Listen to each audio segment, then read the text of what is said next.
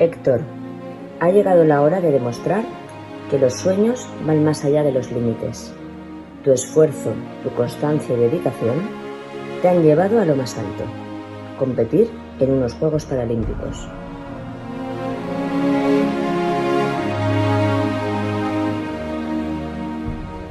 Desde Serra te mandamos todo nuestro apoyo.